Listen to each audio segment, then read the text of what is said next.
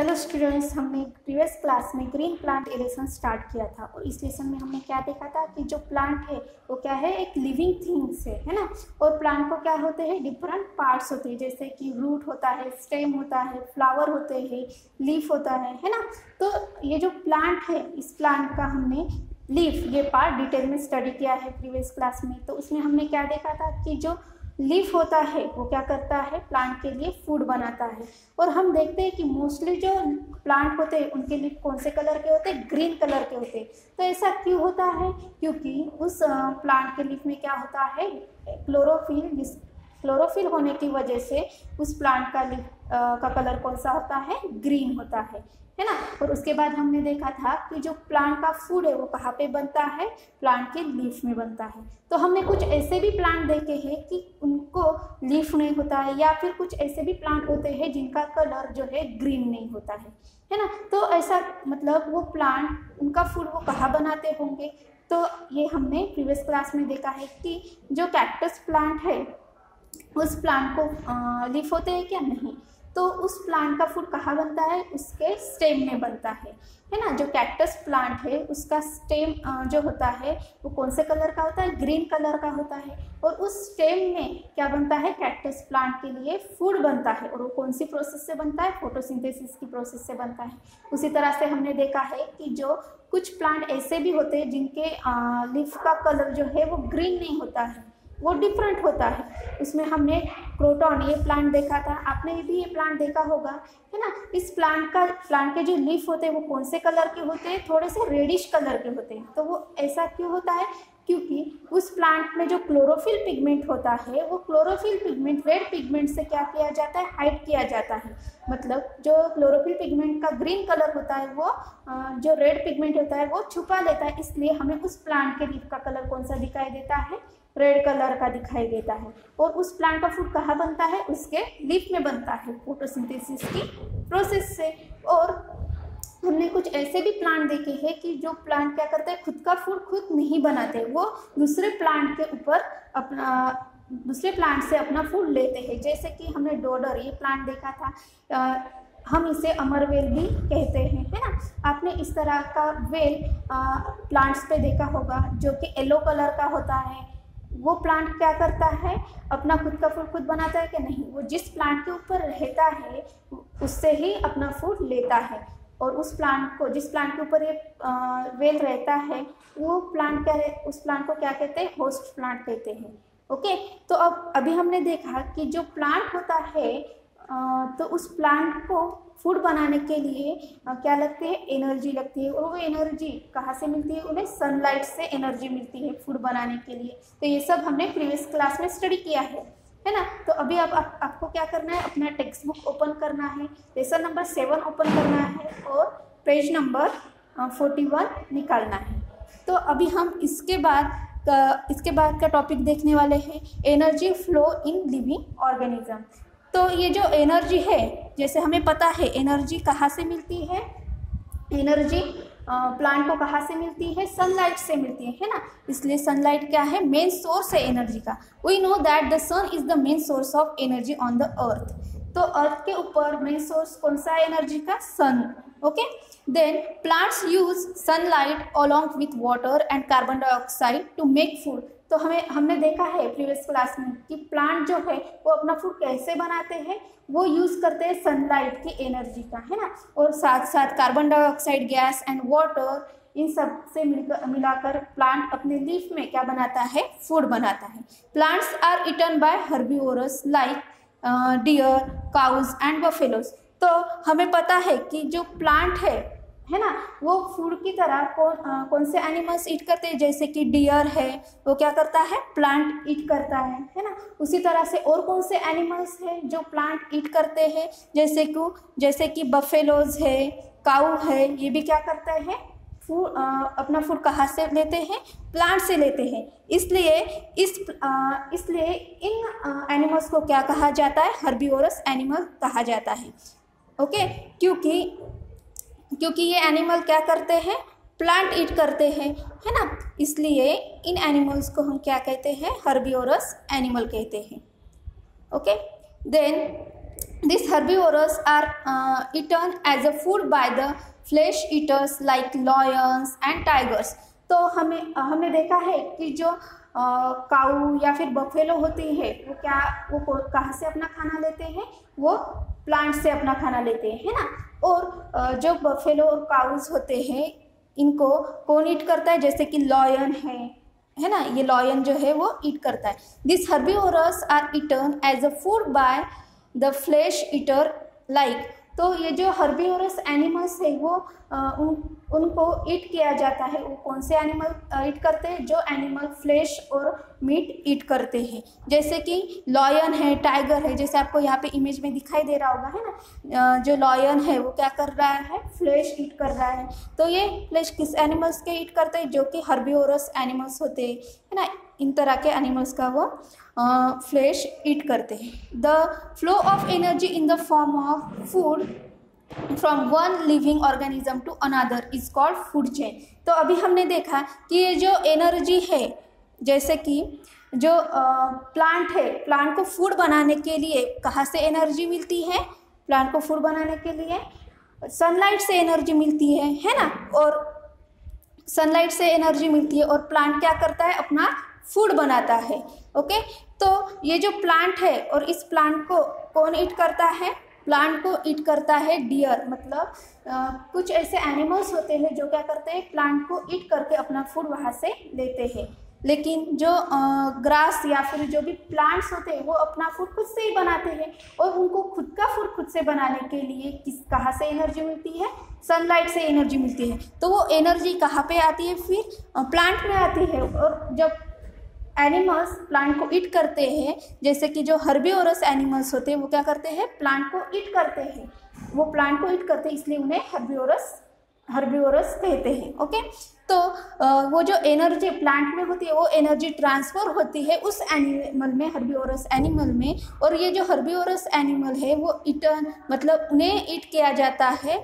जो animal flash या फिर मीट ईट करते हैं, खाते हैं, वो एनिमल्स हर्बीवोरस एनिमल्स को ईट करते हैं। और वो एनर्जी कहाँ ट्रांसफर होती है, लॉयन में, है ना। लॉयन क्या करता है, डियर को ईट करता है। मतलब जो कार्निवोरस एनिमल्स होते हैं, जो एनिमल क्या करते हैं, फ्लैश ईट करते हैं, उन एनिमल्स को हम क्या कहते हैं, कार्निवोरस एनिमल कहते हैं। ओके, तो इस तरह से ये क्या हो रहा है, फूड एनर्जी क्या हो रही है, एक एनर्जी ट्रांसफर हो रही है, मतलब फ्लो हो रही है। पहले कहाँ थी, ग्रास में थी, मतलब प्लांट में थी, और प्लांट से फिर वो एनर्जी कहाँ जाती है, हर्बीवोरस एनिमल में जाती है, और हर्बीवोरस एनिमल से फिर कार्निवोरस एनिमल में जाती है। तो इस चेन को, है ना, इस चेन को क्या कहते हैं, फूड चेन कहते हैं। ओके, तो यहाँ पे इस चेन में क्या फ्लो हो रहा है, कौन सी एनर्जी फ्लो हो रही है, एनर्जी जो है वो फूड के फॉर्म में क्या हो रही है, फ्लो हो रही है। इसलिए इस एनर्जी को क्या, इस चेन को क्या कहा जाता है, फूड चेन कहा जाता है। The flow of energy in the form of food from one living organism to the another is called food chain. तो जो फ्लो, एनर्जी का फ्लो हो रहा है वो कौन सी फॉर्म में हो रहा है, फूड की फॉर्म में हो रहा है ना। तो ये जो ग्रास या फिर प्लांट है वो किसी ना किसी का फूड है, ओके, किसी ना किसी एनिमल का वो फूड है। तो ये जो एनर्जी है ये वन ऑर्गेनिज्म से दूसरे ऑर्गेनिज्म तक क्या हो रही है, फ्लो हो रही है। और किसके फॉर्म में फ्लो हो रही है, फूड के फॉर्म में फ्लो हो रही है। इसलिए इस एनर्जी को क्या कहा जाता है, फूड चेन कहा जाता है। Okay, a food chain start from a producer. तो हमने देखा कि जो प्लांट है, प्लांट को फूड कहीं से मिलता है क्या, नहीं, वो खुद का फूड खुद बनाता है। तो इसलिए उसे क्या कहा जाता है, प्रोड्यूसर कहा जाता है। ओके, और फिर ये प्लांट जो है वो कौन ईट करता है, हर्बीवोरस एनिमल्स, जैसे कि डियर है, बफेलोज है, काउज है ना। और इन काउज और बफेलोज को कौन ईट करता है, जो फ्लैश ईटर एनिमल्स होते हैं, जैसे कि लॉयन है, टाइगर है। तो इस तरह ये एनर्जी क्या होती है, one living organisms to another living organism क्या होती है, ट्रांसफर होती है। Okay, then interdependence of plants and animals. Okay, तो ये जो प्लांट्स और एनिमल्स है वो क्या होते हैं, एक दूसरे के ऊपर इंटरडिपेंड्स होते हैं, है ना। जैसे कि हमें पता है कि जो एनिमल्स है कौन कौन से? अभी हमने देखा है कि जो एनिमल होते हैं वो क्या करते हैं, प्लांट को ईट करते हैं, है ना। तो प्लांट जो एनिमल्स होते हैं वो फूड के लिए किसके ऊपर डिपेंड रहते हैं, प्लांट के ऊपर डिपेंड रहते हैं, है ना। तो plants and animals depend on one another for their survival. तो ये जो प्लांट और एनिमल्स होते हैं ये एक दूसरे के ऊपर क्या रहते हैं, डिपेंड रहते हैं सर्वाइव करने के लिए, मतलब जीने के लिए, सर्वाइव करने के लिए वो एक दूसरे के ऊपर क्या रहते हैं, डिपेंड रहते हैं। Then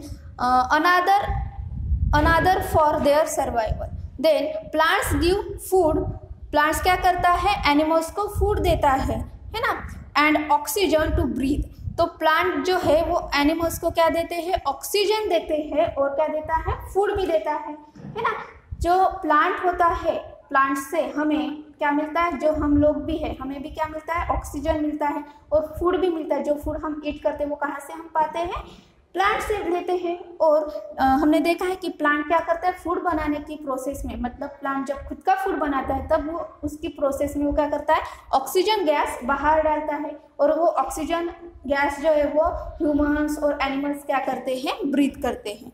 animals breathe out carbon dioxide which is used by the plant. तो हमने ये भी देखा है कि जो प्लांट है, प्लांट से हम क्या लेते हैं, ऑक्सीजन गैस लेते हैं और जो कार्बन डाइऑक्साइड गैस है वो क्या करते हैं हम लोग, जो एनिमल्स या फिर ह्यूमंस होते हैं वो थ्रो आउट करते हैं अपने बॉडी से। और वो जो कार्बन डाइऑक्साइड गैस होती है वो गैस प्लांट के लिए क्या होती है, ज़रूरी होती है, प्लांट को फूड बनाने के लिए वो गैस ज़रूरी होती है ना।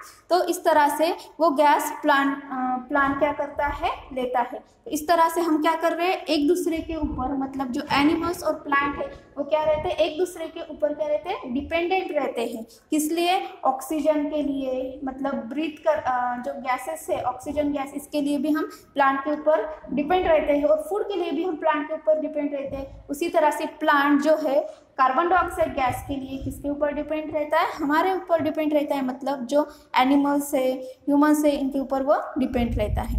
Animals breathe out carbon dioxide which is used by the plants to make food. This is how plants and animals depend on one another. तो इस तरह से प्लांट और एनिमल्स क्या रहते हैं, एक दूसरे के ऊपर डिपेंड रहते हैं, है ना। जैसे आपको इमेज में दिखाई दे रहा है ना, ये जो एनिमल है वो क्या कर रहा है, प्लांट ईट कर रहा है और ऑक्सीजन गैस जो है प्लांट से उसे मिल रही है और जब वो ब्रीथ करता है तो उसके बॉडी के अंदर की जो कार्बन डाइऑक्साइड गैस होती है वो बाहर थ्रो आउट करता है और जो कार्बन डाइऑक्साइड गैस होती है वो प्लांट फूड बनाने के लिए क्या करता है, उसका यूज़ करता है। Okay, now we see the balance in nature. तो अभी हमने देखा कि जो प्लांट और एनिमल्स होते हैं वो क्या रहते हैं, एक दूसरे के ऊपर डिपेंड रहते हैं, है ना। तो अब हम देखेंगे कि नेचर का बैलेंस कैसे होता है, balance in nature. A balance between the number of plants and animals is necessary in nature.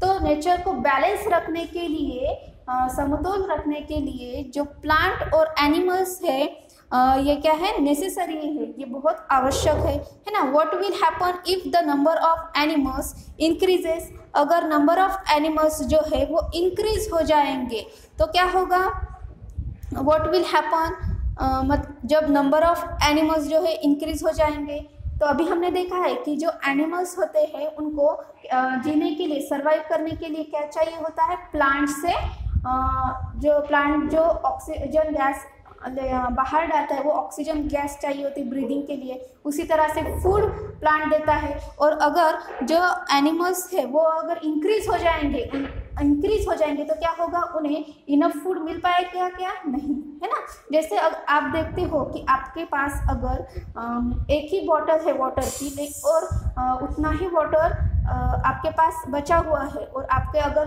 और फ्रेंड आ जाते हैं आपके पास और उनको भी आप वाटर दे देते हो तो क्या होता है, वो वाटर की लेवल क्या होती है, कम हो जाती है और आपको जितना वाटर चाहिए होता है उतना वाटर मिल पाता है क्या, नहीं, है ना। उसी तरह से आप देखो, जब आपके पास 2 ही चॉकलेट्स हो और आपको अगर आपके फ्रेंड्स को देने हैं, है ना, तो आप क्या करोगे, जो आपके 2 फ्रेंड्स हैं उनको आप दो फ्रेंड्स आ गए और उनको आपको चॉकलेट देना है, तो आप क्या करोगे, आपके पास कितने हैं, 2 ही चॉकलेट्स है, आप उन्हें दे दोगे तो आपके पास कुछ चॉकलेट रह पाएंगे क्या, नहीं। इसी तरह से अगर नंबर ऑफ एनिमल्स बढ़ जाएंगे तो क्या होगा, जो प्लांट्स है वो प्लांट्स इनफ फूड और ऑक्सीजन गैस जो है वो एनिमल्स को मिल पाएंगे क्या, नहीं। Okay, then it will be difficult for plants to supply enough food and oxygen to animals. तो ये क्या होगा, डिफिकल्ट हो जाएगा प्लांट के लिए ऑक्सीजन गैस मतलब ऑक्सीजन और एनिमल्स को फूड सप्लाई करना क्या होगा, उन्हें डिफिकल्ट हो जाएगा, क्योंकि क्योंकि ये जो प्लांट होते हैं वो प्लांट क्या होंगे, कम होंगे, है ना। एनिमल्स क्या होंगे, ज़्यादा होंगे, इंक्रीज हो जाएंगे, और प्लांट जो है वो कम हो जाएंगे, तो ऑक्सीजन गैस या फिर फूड भी है वो ज़्यादा बन पाएगा क्या, नहीं, और वो एनिमल्स को भी इनफ क्वांटिटी में नहीं मिल पाएगा, है ना। Then for the process of photosynthesis, okay, enough carbon dioxide मतलब जो एनिमल्स होते हैं, similarly if there is a sudden increases in the number of plants, अगर ये जो प्लांट्स है ये अगर इंक्रीज हो जाए तो क्या होगा कि जो एनिमल्स होते हैं, हमें पता है कि प्लांट्स को फूड बनाने के लिए किसकी ज़रूरत होती है, कार्बन डाइऑक्साइड गैस की ज़रूरत होती है, लेकिन अगर एनिमल डिक्रीज हो जाएंगे मतलब कम हो जाएंगे तो वो कम कार्बन डाइऑक्साइड गैस एनवायरमेंट में थ्रो आउट करेंगे, और जो प्लांट्स है उनको कम जो कार्बन डाइऑक्साइड गैस है वो मिलेगी, तो कुछ प्लांट्स को वो इनफ क्वांटिटी में मिल पाएगी क्या, नहीं, तो इसलिए उनको डिफ़िकल्ट हो जाएगा फूड बनाने के लिए प्लांट को, है ना। तो एनिमल्स में not be able to supply enough carbon dioxide to the plant for the process of photosynthesis. Photosynthesis की प्रोसेस के लिए प्लांट के जो फूड बनाने की प्रोसेस है वो कौन सी फोटोसिंथेसिस प्रोसेस है। इस प्रोसेस के लिए कार्बन डाइऑक्साइड गैस चाहिए होती है, उतनी गैस ये एनिमल्स प्लांट को दे पाएंगे क्या, नहीं, है ना। Then what will happens if the number of either plants or animals decreases suddenly, it will destroy the balance in nature। अगर अभी हमने देखा कि जब एनिमल्स जो है इंक्रीज हो जाएंगे तो क्या होगा, वो प्लांट्स को इनफ क्वांटिटी में कार्बन डाइऑक्साइड गैस प्रोवाइड नहीं कर पाएंगे फूड बनाने के लिए, है ना। अगर एनिमल्स जो है वो इंक्रीज हो जाएंगे तो और प्लांट इंक्रीज हो जाएंगे तो क्या होगा, प्लांट जो है वो फूड और ऑक्सीजन गैस जो है वो इनफ क्वांटिटी में एनिमल्स को नहीं प्रोवाइड कर पाएंगे, है ना। लेकिन अगर ये दोनों एनिमल्स और प्लांट दोनों भी डिक्रीज हो जाए मतलब वो उनकी क्वांटिटी कम हो जाएगी, तो क्या होगा, इसका इफेक्ट किसके ऊपर पड़ेगा, एनवायरमेंट के ऊपर पड़ेगा, नेचर के ऊपर पड़ेगा, है ना। It will destroy the balance in nature, जो नेचर का बैलेंस है वो क्या हो जाएगा, डिस्ट्रॉय हो जाएगा, है ना। To maintain the balance we need to protect both plants and animals. तो अगर हमें इस नेचर का बैलेंस जो है वो मेंटेन करना है तो हमें क्या करना पड़ेगा, एनिमल्स और प्लांट दोनों को भी प्रोटेक्ट करना पड़ेगा ताकि हमारा जो एनवायरनमेंट है वो बैलेंस रहे। Okay students, thank you.